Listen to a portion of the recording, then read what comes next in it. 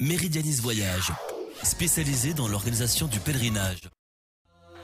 Allah, Allah, Allah, Allah, Ya Allah, Allah, Allah, Allah, Allah, Ya Allah.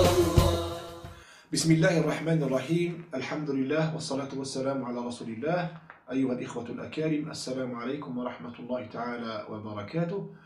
Donc, dans cet épisode, Inch'Allah, ou bien dans le précédent, nous avons abordé un petit détail sur, nous avons évoqué, si vous voulez dire, un petit détail sur la différence, l'alliance entre fils d'Israël et juifs. Nous avons dit que Moussa alayhi salam, Isa alayhi salam, Daoud alayhi salam,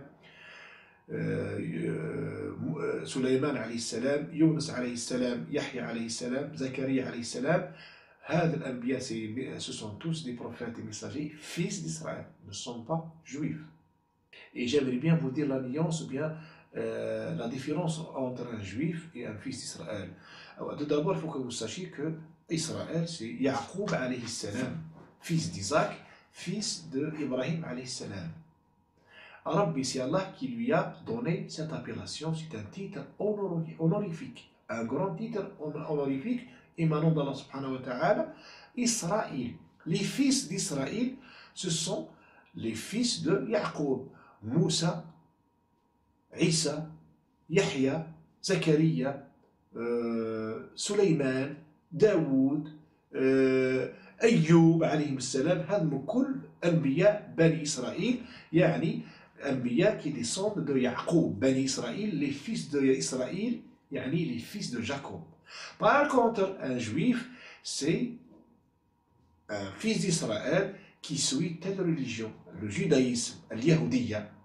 Ou l'Yahoud, si vous voulez dire les juifs, du verbe, dérivé du verbe, هذا يهود هود أو يهود.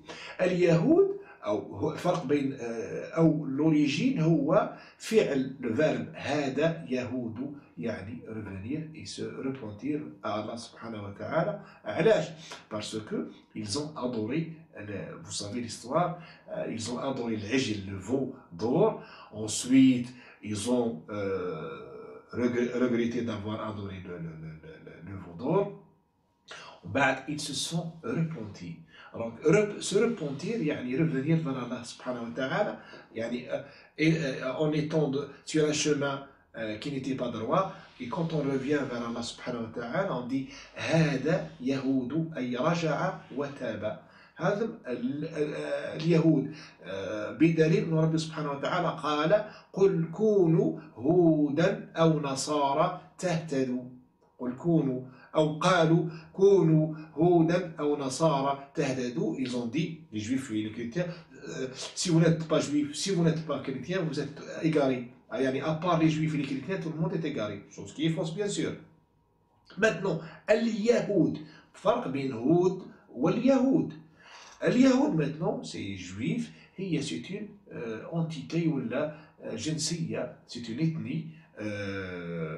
Entre parenthèses, pour ne pas compliquer la chose, les Yahoud, ce sont les fils d'Israël qui suivent la fausse religion. Les Yahoud, هو الإنسان من بني إسرائيل, un fils d'Israël, quand il suit la fausse religion, يولي يهودي. هذا هو la définition de l'islam. La preuve, ربي قال في القرآن وقالت اليهود والنصارى نحن أبناء الله وأحباؤه. وربي قال في القرآن ولن ترضى عنك اليهود ولا النصارى حتى تتبع ملتهم. يعني ni les juifs ni les chrétiens seront satisfaits de ce que tu fais, seront agréés de ce que, seront agréés de ce que tu fais, ou là vont valider ce que tu fais, ou là sont contents de ce que tu fais, à moins que tu suives leur religion, leur passion. معناها ils sont égarés. Rabbi subhanahu wa ta'ala, il a reconnu dans le Coran, il a dit de façon claire que les juifs sont égarés, sont des gens égarés.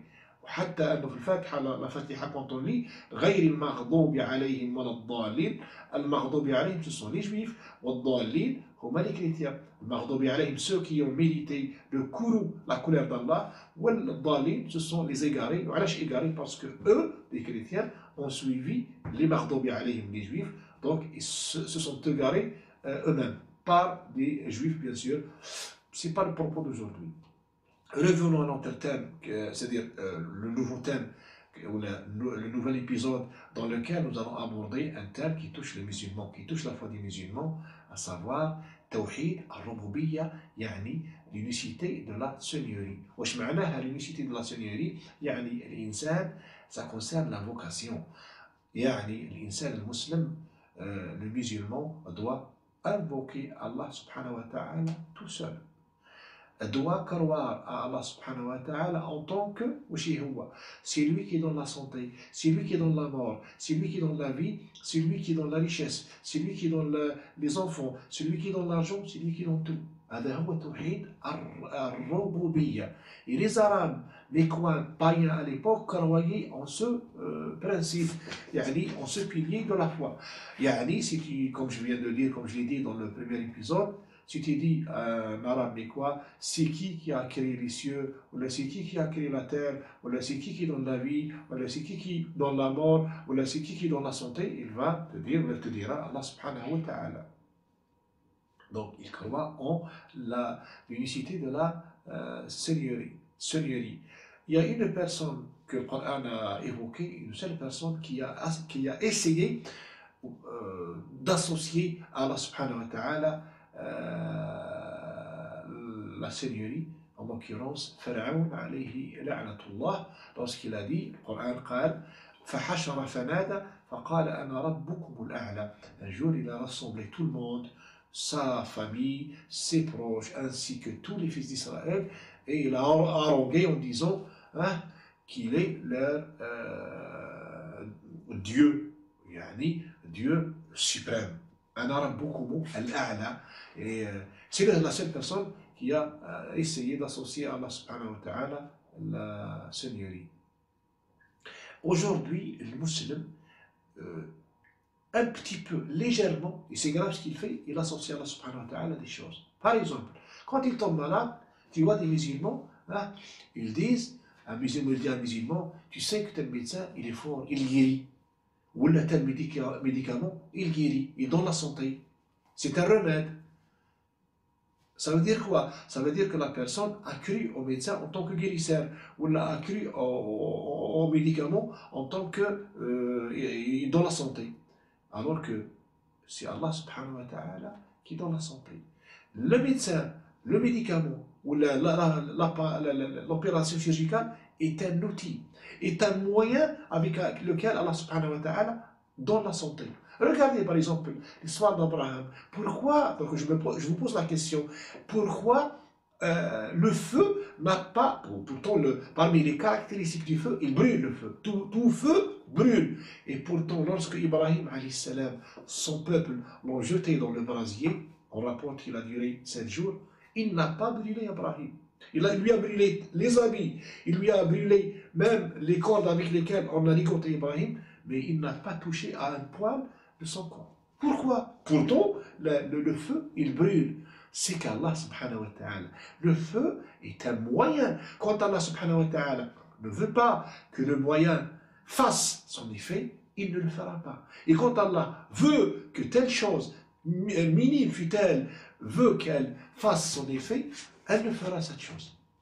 Donc, ce n'est pas la chose, ce n'est pas le moyen, ce n'est pas le médecin, ce n'est pas le médicament qui soigne ou qui donne la santé, c'est Allah subhanahu wa ta'ala, seul Allah subhanahu wa ta'ala qui donne la santé par l'intermédiaire du médicament ou du médecin ou même de la vocation. Ce n'est pas la vocation qui donne la santé. Quand toi tu lèves la main, tu dis, oh Allah, pardonne mes péchés, donne-moi ceci, donne-moi cela. Ce n'est pas la vocation qui donne, c'est Allah subhanahu wa ta'ala qui donne. D'ailleurs, il y a des gens qui n'ont jamais invoqué Allah subhanahu wa ta'ala, et qui ne sont même pas musulmans, et Allah subhanahu wa ta'ala les pourvoit tous les jours. Et Allah subhanahu wa ta'ala les comble tous les jours. Et il y a des musulmans, écoutez bien, il y a des musulmans qui invoquent Allah matin et soir, qui font la prière, qui font le ramadan, qui font beaucoup de bonnes actions et qui sont tous les jours accablés. Les autres, mécréants ou musulmans qui boivent de l'alcool, qui ne font pas de prière et qui font tous les péchés matin et soir, ils baignent dans les péchés et Allah subhanahu wa ta'ala le couvre toujours par le comble tous les jours. Et en parallèle, des musulmans qui sont accablés tous les jours. Pourquoi? Est-ce que Allah subhanahu wa ta'ala, il se venge de la personne? Impossible. Jamais Allah subhanahu wa ta'ala ne se venge de tel ou de tel. Tout ça, la richesse comme la pauvreté, la santé comme la maladie, ce sont des épreuves. Allah subhanahu wa ta'ala, il éprouve qui il veut, par quoi qu'il veut.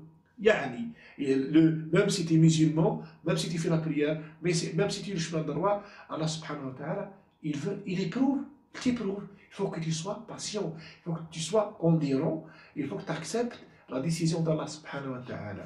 C'est ça l'islam, la soumission à Allah subhanahu wa ta'ala, la soumission à la volonté d'Allah subhanahu wa ta'ala. Donc, si on revient au thème que j'ai commencé avec vous, yani, l'unicité de la seigneurie, c'est facile, il ne faut pas que le musulman, par exemple, demande Cheikh Foulani. Il va dans les cimetières, comme je l'ai dit auparavant, il dit, ya Cheikh Ranejit, je suis venu te voir, j'ai fait un long chemin, j'ai dépensé tel argent, telle somme pour venir. Oui, je te vois, parce que le monsieur, il est mort, ça fait des siècles. Il lève les mains, je les ai vus, il y a des gens même qui nous ont relaté pas mal d'anecdotes. Il lève la main, je te demande, s'il vous plaît, guéris mon fils, ou donne-moi la santé, ou voilà. Et d'autres, ils vont à la Mecque, non seulement pour faire le Hajj, non, ou pour faire la Umrah, non, pour aller voir le prophète, la tombe du prophète, et pour invoquer le prophète sallallahu alayhi wa sallam. Alors que ni le prophète, ni le cheikh, n'importe quel cheikh, le prophète sallallahu alayhi wa sallam, il ne peut pas, en son vivant, oui, si tu vas le voir, il ne peut pas, comme ses invocations s'exaucent sur le champ, il peut invoquer Allah subhanahu wa ta'ala à ta place, et comme le prophète occupe une place au-dessus de tout le monde, Allah subhanahu wa ta'ala, il lui exauce ses prières, en son vivant. Mais une fois mort, il ne peut rien te faire. Il ne peut rien te faire. Que tu l'invoques chez toi, dans ta maison, ou que tu ailles à la Mecque, à Médine, auprès de sa tombe, tu t'adresses directement à lui, ou là tu lèves la main, il ne peut rien faire pour toi. Donc, pour finir, et pour en conclure, le musulman doit être clair avec Allah subhanahu wa ta'ala. Doit, qui m'a attester et témoigner sa foi en quoi?